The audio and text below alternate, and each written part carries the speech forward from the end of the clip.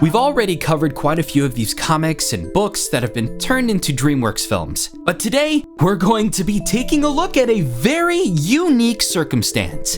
A comic turned into a movie, but not quite, but also very much so. It's definitely a interesting circumstance with plenty of twists and turns, so let's get into it. Monsters vs. Aliens released in 2009 with, mixed reviews.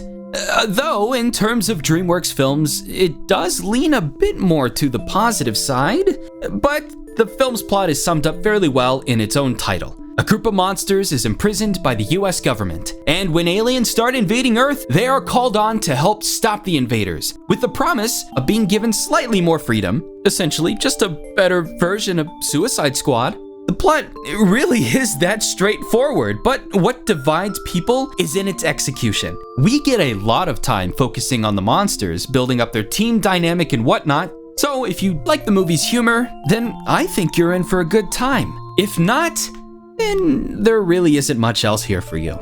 Personally, I'm a fan of the movie, and I'll admit, I often revisit the scene where the president confronts the aliens.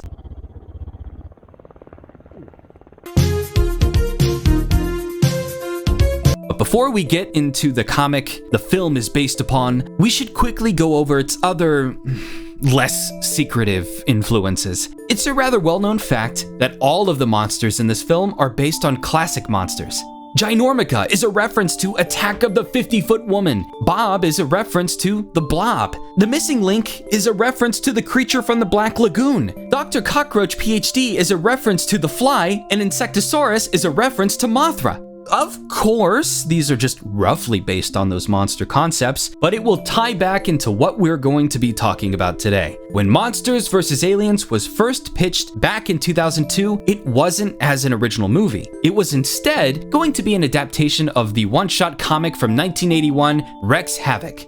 This is definitely a deep cut to base a film on, especially being 2 decades after the comic's release, but sure enough, the concept art showed their take on those characters. It also includes a new character named Susan, who you might notice is the same character who would eventually star in Monsters vs. Aliens. So, the dots have been mostly connected, but what exactly is Rex Havoc about? Well, this is where it gets a bit interesting. The comic stars a group of monster hunters, led by the titular Rex Havoc, and that's kind of it.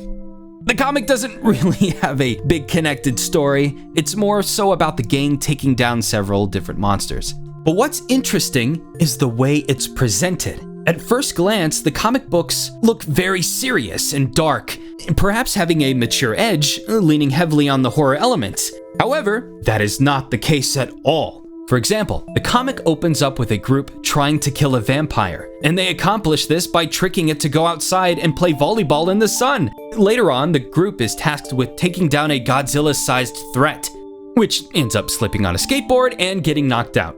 It's actually jarring how similar both the comic and movie are in its comedic tone, despite being vastly different stories. And I know what you might be thinking. Since Rex Havoc and Monsters vs. Aliens are such a drastically different films, this probably shouldn't count as a comic turned movie. However, the connection between both the comic and film is stronger than you realize. So, okay, let's start back at the beginning. Back in 2002, DreamWorks began working on their adaptation of Rex Havoc. In 2005, we got the concept art, which showed the film was still being made with Rex himself as the focus. But the movie was going to be a bit different from its source material. The movie was going to focus on Rex teaming up with a group of monsters. Those monsters actually being the very same ones that are present in the film. The only difference between the plot is that in Rex Havoc's movie, the aliens were going to attack cable television. So somehow it was going to end up being far sillier than the movie we ended up getting. But I think you get the idea by now. Since the film ended up near identical to the original pitch, it still shares a lot of references and themes to the original comic. Like Insectosaurus being a part of a running gag from the comic, where every giant monster has done some random words ending with Saurus. As for the change in main character, there's never really been an official reason for it. But my guess for it is that they thought the film would have a better chance at being its own original thing, instead of being tied to a comic book no kid was going to know existed. And since the plot of the pitch was very different from the comics, it would easily transition into its own thing and nobody would even notice. So, the film is definitely a very weird circumstance. It was based on a comic, yet kinda wasn't, but yet very much was. The concept's there, the spirit's there, and the comedy's there. But personally, I actually prefer the direction the film went in. Susan is a much more interesting character than Rex ever was, and she adds a bit of weight to the film, an element completely absent from the comic. Also, aside from her, you have the general and president, who just alone absolutely sells the movie. And to this day, I often revisit the alien introduction scene. I know Monsters vs. Aliens is one of DreamWorks' more divisive films, but I'll always have a soft spot for it. And as for Rex Havoc comics, I think it's still worth checking out. Its writing is near identical to the movie, so chances are, if you like the film, you're gonna like the comic. But I think that's all I have to say on that topic. If you'd like to see more videos like this, where I discuss the source material of some animated films, then be sure to let me know in the comments. Also, subscribing would really help support the content we make. Thanks for watching, and we hope to see you in the next video.